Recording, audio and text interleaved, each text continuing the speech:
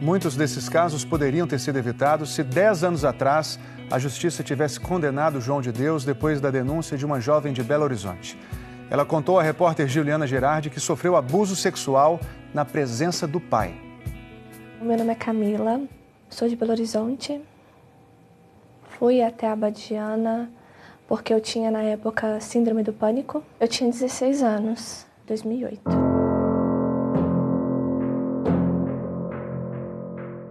Eu fui com fé, eu e minha família. E ele falou que o meu caso era grave, que eu estava quase morrendo. Que ele precisava me atender na sala dele, que ele ia me curar. Quando ele abriu a porta, ele falou assim: o senhor vai entrar com ela? Meu pai falou: vou entrar.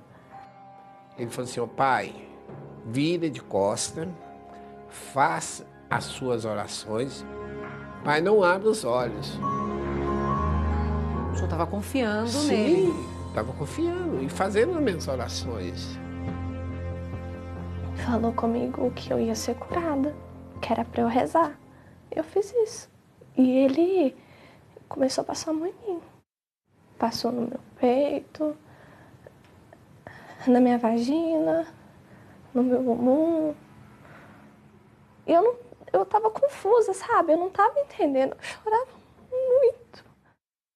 E ele falou assim: calma, isso faz parte do tratamento. Isso faz parte da cura.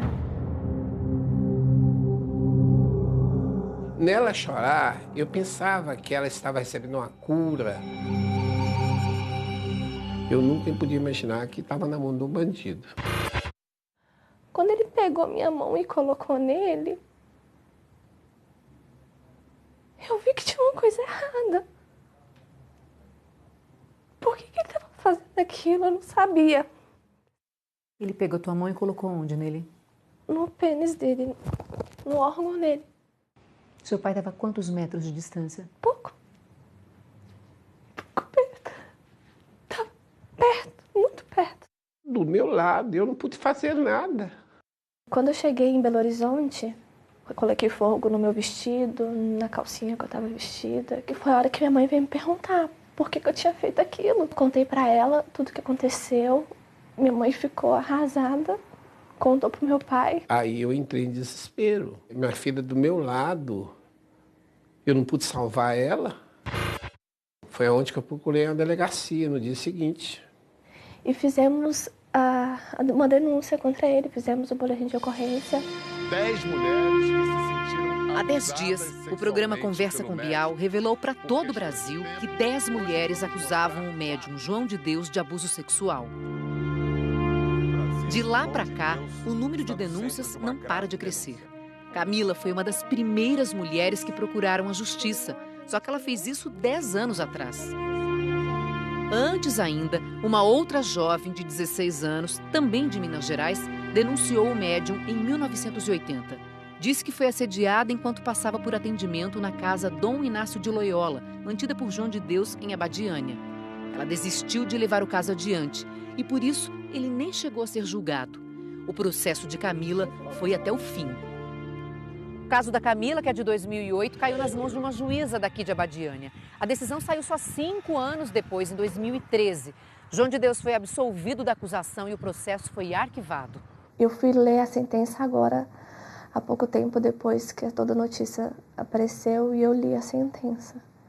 E soube que ele tinha sido julgado inocente. E eu fiquei como errada ainda, sabe? 10 anos ele ficou fazendo isso, a mesma coisa.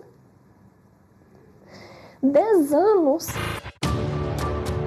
Na época, a juíza do caso, Rosângela Rodrigues Santos, disse que o pai de Camila estava ali para ampará-la e que ela poderia ter reagido.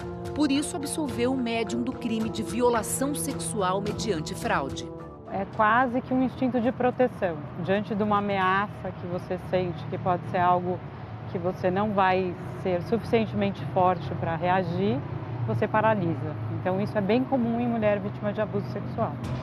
O Ministério Público de Goiás recorreu da decisão da Justiça, mas o relator levantou dúvidas sobre o depoimento de Camila.